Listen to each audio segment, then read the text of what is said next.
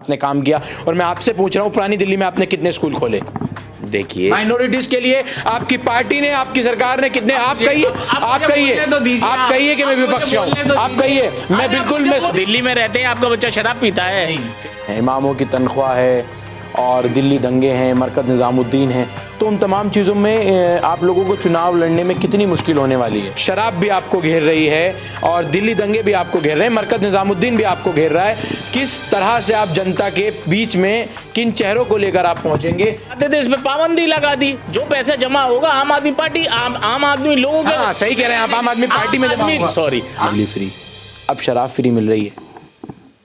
देखिए, एक बोतल के साथ एक फ्री, एक पेटी के साथ एक पेटी फ्री। आप ये कहना चाहते हैं दिल्ली पूरी नशे में? बताए कहाँ है नशे में? नहीं, आप मुझे बताइए कहाँ है दिल्ली नशे में? गाड़ी में क्या शराब की बोतल दिल्ली से जाता है वो नशे में होता है क्या? आप कैसी बात कर रहे हैं? आप कांग्रेस की जबान बोल रहे हैं, आप कांग्रेस की जबान बोल रहे हैं। नहीं, आप मुझ पर आरोप लगा सकते हैं क्योंकि मैं आपसे आंख में आंख मिलाकर बात कर रहा हूँ। आप, मैं इस बात, मुझे कोई आपत्ति नहीं। बात सुनिए, आप मेरी बात सुनिए अहम अकबर राजू। आपका बच्चा स्कूल जाएगा, रास्ते में शराब की दुकान मिलेगी, 20 रुपए वाली 50 रुपए वाली बोतल लेकर के उसको आप शराब पिलवाएंगे? स्कूलों के नजदीक आपने ठेके खोले। आप शराब की बात तो लिया है, आप शिक्षा की बात क्यों नहीं करते? दिल्ली सरकार कितना काम कर रही है, शिक्षा की बात क्यों नहीं करते? आप शराब की बात लेके आ गए, आप पानी की बात करो, आप बिजली की बात करो। देखिए ऐसा है, आप लोग मुद्दों की बात करो। आप कांग्रेस की जबान बोलने में बिल्कुल कांग्रेस और भाजपा की जबान बोल रहे हैं। मुझे ऐसा लग रहा है कि आप ऐसी जबान बोलने वाला आदमी, मुझे ऐसा लगता है कि वो भाजपा ही है। चलिए, मैं आपको नहीं कह रहा, मुझे लग रहा है ऐसी भाषा बोलने वाला या तो भाजपा ही है या कांग्रेस के पास मुद्दा नहीं बचा। शराब को खत्म करता हूं, मैं भी इनसे सीधा शिक्षा पे सवाल पूछता हूं। आपको मालूम है लॉकडाउन से कितने बच्चों ने सरकारी स्कूलों से नाम कटाए हैं और क्यों दिल्ली के स्कूलों के अंदर बच्चों के नाम जो है वो घट रहे हैं और शिक्षा के जो छात्र थे उनके, मतलब एक तरह से कहूँ वो लेवल कम आता जा रहा है? उसके पीछे क्या वजह है? शिक्षा में आपने, पुरानी दिल्ली में सियासत अब एक अलग ही रंग लेती जा रही है।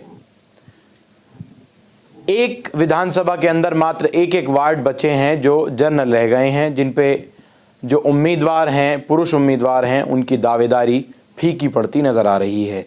हर पार्टी से 9-9, 10-10 उम्मीदवार सामने आ रहे हैं। आखिर पार्टी के लिए भी एक पशुपेक्ष की स्थिति बन गई है कि आखिर किसके पाले में हम पाला डालें या किसके पाले में हम अपनी गोट फंसाएं।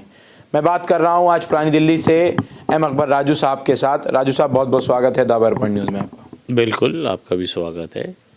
राजू साहब, आप एक आम आदमी पार्टी के फाउंडर मेंबर हैं, बहुत पुराने कार्यकर्ता हैं, कर्मठ जुझारू हैं। पार्टी ने आपको आखिरी मरतबा आपकी बहन के लिए टिकट दिया, सम्मान दिया। इस बार आप क्या उम्मीद जता रहे हैं, क्योंकि आपकी वो सीट जर्नल हो गई है और स्थानीय विधायक के बेटे भी वहीं से अपनी दावेदारी कर रहे हैं? देखिए, दावेदारी तो हर दूसरा व्यक्ति करता है। पार्टी का कोई भी शख्स होता है, कोई भी आम लोग भी दावेदारी कर सकते हैं, ऐसी कोई बात नहीं है। और पार्टी सब कुछ देख के टिकट देती है, ऐसे किसी को नहीं देती। और आप लोगों के सामने माइनॉरिटी के जो मुद्दे हैं वो बहुत इस वक्त कठिन हैं। इमामों की तनख्वाह है और दिल्ली दंगे हैं, मरकज निज़ामुद्दीन है, तो उन तमाम चीज़ों में आप लोगों को चुनाव लड़ने में कितनी मुश्किल होने वाली है? कोई मुश्किल नहीं होने वाली। देखिए, इमामों की तनख्वाह अभी कुछ समय से रुकी है, वो मिलेगी। क्यों नहीं मिलेगी? आप एक बात बताइए, वक्फ बोर्ड के पास था क्या? कांग्रेस के टाइम में क्या था? सब कुछ बेची गई। आज बड़े बड़े मॉल बने, बड़े बड़े 5 स्टार होटल बने, वो कहाँ है? वो लोग कहाँ हैं? वो लोग, इसका ताल्लुक वक्फ की प्रॉपर्टी से नहीं। वक्फ को तनख्वाह दिल्ली सरकार अपने पास से तो देती नहीं है, वक्फ से जो पैसा आ रहा है वो वहीं लग रहा है। बिल्कुल ठीक है। पहले वक्फ के पास आता क्या था? पहले वक्फ के पास लाखों में आता था, करोड़ों में आता है। तो पहले इमाम, अब जब करोड़ों में आ रहा है तो तनख्वाह क्यों नहीं दे रहे हैं आप लोग? मैं आपको वही बताने की कोशिश कर रहा हूँ कि इमामों की तनख्वाह अब 18,000 रुपये है। पहले तनख्वाह 2,000 थी। नहीं तो पहले आपके पास लाखों में आ रहे थे, अब करोड़ों में आ रहे हैं। बिल्कुल आ रहे हैं, तो उस हिसाब से जा भी रहे हैं। तो अभी तो आप 1.5 साल से आप लोग तनख्वाह नहीं दे रहे हैं। देखिए, जितनी वक्फ बोर्ड में कलेक्शन होती है उससे ज्यादा बाहर बढ़ते भी हैं, ऐसी बात नहीं है। आप मुझे एक बात देखिए, क्यों बांट रहे हैं आप देखिए, बेवा औरतों को भी जाता है सब। आप देखिए एक बार आप फ्राइडे को आके देखिए वक्फ बोर्ड में जनाब अमानतुल्लाह खान कितने लोगों की मदद करते हैं वो। आप आके तो देखो। देखिए आप मेरी बात सुनिए। मैं इमामों की तनख्वाह हमने नहीं रोकी, इमामों की तनख्वाह एलजी ने रोकी है। क्या बात कर रहे हैं आप? बिल्कुल। मनीष सिसोदिया के यहाँ फाइल पड़ी है। देखिए ये सब कहने की बात है, मनीष सिसोदिया ने तो फाइल दे दी। अब नहीं, आप अब अमानतुल्लाह कह रहे थे कि फरवरी में हम दे देंगे तनख्वाह। तनख्वाह तो मिलेगी, मैं आपसे फिर रिपीट कर रहा हूँ, मिलेगी? नहीं मिलेगी, जब जल्द वो मर मिलेगी। जाएंगे, नहीं जब हर एक आकिल मर जाएंगे। दिल्ली वक्फ बोर्ड के वो फतेहपुरी नहीं, के आपको वो याद है, वो कर्मचारी जिनकी डेथ हुई बीमारी में, आपको वो याद है? उनकी डेथ हो गई, इलाज के लिए बिल्कुल बिल्कुल, आप बिल्कुल अपनी क्या मदद की वक्फ बोर्ड ने? क्या मदद की? अरे वक्फ बोर्ड ने किसकी मदद नहीं की? मुझे बताइए, वक्फ बोर्ड ने किसकी मदद नहीं करी? कोई बेवा औरत जाती है अपनी बच्ची के लिए, उसको दिया जाता है। कोई कर रहा हूँ, देखिए, मैं वक्फ के कर्मचारी का सवाल कर रहा हूँ आपसे, क्या मदद कर आए आप लोग? आपको पता है क्या किया है, नहीं किया? नहीं, आपको पता है क्या नहीं किया? जो जरूरत अच्छी लगी वो वक्फ बोर्ड के चेयरमैन ने करी। अमानतुल्लाह साहब अपनी राजनीति चमकाने के लिए बाहर जाकर दूसरे लोगों, दूसरे राज्य में जाकर फंडिंग कर रहे हैं। वहां अकील की मौत हुई, वहां कहां थे अमानतुल्लाह साहब? देखिए, मैं गया था, मैं फतेहपुरी मस्जिद गया था और अकील के उन तमाम दोस्तों से मिलने भी गया था, लेकिन वक्फ के अधिकारियों का आप जो बात कह रहे हैं कि बाहर जाके फंडिंग हो रही है, वो पर्सनल होती है, वो अपने पैसे। अमानतुल्लाह साहब वो जो उनको अपनी तनख्वाह मिलती है, आप किन तथ्यों पे ये बात कह रहे हैं? अमानतुल्लाह खान साहब जो फंडिंग हुई, आप एक मुझे दिखाएं, एक कोई ऐसी बात दिखाएं कि वक्फ बोर्ड से बाहर की फंडिंग हुई है। आप एक चीज दिखाएं मुझे, कहीं भी ऐसा नहीं है। ये सिर्फ कांग्रेसियों के पास कोई मुद्दा नहीं है, यही बात उड़ानी। आप मुझे कांग्रेसी कह रहे हैं? नहीं, मैं आपको नहीं कह रहा। नहीं, आप अभी जो मैं कांग्रेसियों की बात कर, अगर आप कांग्रेसी हैं तो फिर आपको बुरी लग रही है, तो आप मुझे लगता है कांग्रेस। आप मेरी बात सुनिए, अभी जो मेवात में मॉब लिंचिंग का शिकार हुए, वहां उस नौजवान को जाकर, वहां हरियाणा वक्फ बोर्ड का फर्ज बनता था, ठीक है दिल्ली वक्फ बोर्ड गया, लेकिन मैं इमामों पर सवाल पूछ रहा हूं। आखिर बार हरियाणा में गए आप, एक भी चीज मुझे दिखाएं, एक भी ऐसा कोई सबूत दिखाएं जिसमें हमारी वक्फ बोर्ड ने, दिल्ली की वक्फ बोर्ड ने, कि वहां फंडिंग करी है। चलिए अब आप छोड़िए, शायद आप मेरी बात सुनिए, शायद आपको तथ्यों के बारे में सही मालूम नहीं है। अमानतुल्लाह खान साहब ने दिल्ली वक्फ बोर्ड की तरफ से 5 लाख रुपए वहां दिए थे। अब मैं आपसे बात कर रहा हूं, इमामों का मुद्दा, आप तनख्वाह चलिए दे देंगे, किन मुद्दों पे आप और आगे चुनाव लड़ेंगे? शराब भी आपको घेर रही है और दिल्ली दंगे भी आपको घेर रहे हैं, मरकज निजामुद्दीन भी आपको घेर रहा है। किस तरह से आप जनता के बीच में, किन चेहरों को लेकर आप पहुंचेंगे? क्यों आप मरकज निजामुद्दीन पर नहीं पहुंचे, मैं आपसे पूछना चाहता हूं। पहली बात, आपने अभी शराब का मुद्दा रखा। शराब 10,000 से ज्यादा ठेके किसने खोले? कांग्रेस ने। 10,000 से ज्यादा किसने खोले? कांग्रेस है। मैं कह रहा हूँ 10,000। आप तथ्यों पे आइए। 1,000 10,000। अच्छा 10,000 बिल्कुल। किसने खोले? कांग्रेस ने। क्या सबूत है आपके पास? आपके पास क्या सबूत है? नहीं, 870 ठेकों की लाइसेंस पास तो मैं आपको यही तो समझाने की कोशिश कर रहा हूँ। रेवेन्यू करा दिल्ली सरकार ने लीगली लेके आए।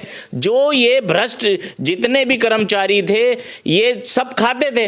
अब दिल्ली सरकार ने वो जो ये लोग खाते थे, इस पे पाबंदी लगा दी। जो पैसा जमा होगा आम आदमी पार्टी, आम आदमी लोगों के, सही कह रहे हैं आप, आम आदमी पार्टी में जमा होगा। सॉरी, आम आदमी लोगों के पास, आम आदमी जो आम आदमी है उनके काम आएगा, उनके काम आएगा वो पैसा, और वो काम आ रहा है उनके, मतलब वो जनता के हितों में लगेगा। देखिए ऐसा है, जहां भी इस बात का विरोध हुआ है वहां पर इसको रोका गया है। आप देखिए हमारे पुरानी दिल्ली में 2 ठेके थे, उसका विरोध हुआ, बंद कर दिया। कौन से 2 जरा बताइए? ये एक आप सीताराम बाजार ले लीजिए, एक दरियागंज ले लीजिए, दोनों बंद करा दिए गए हैं।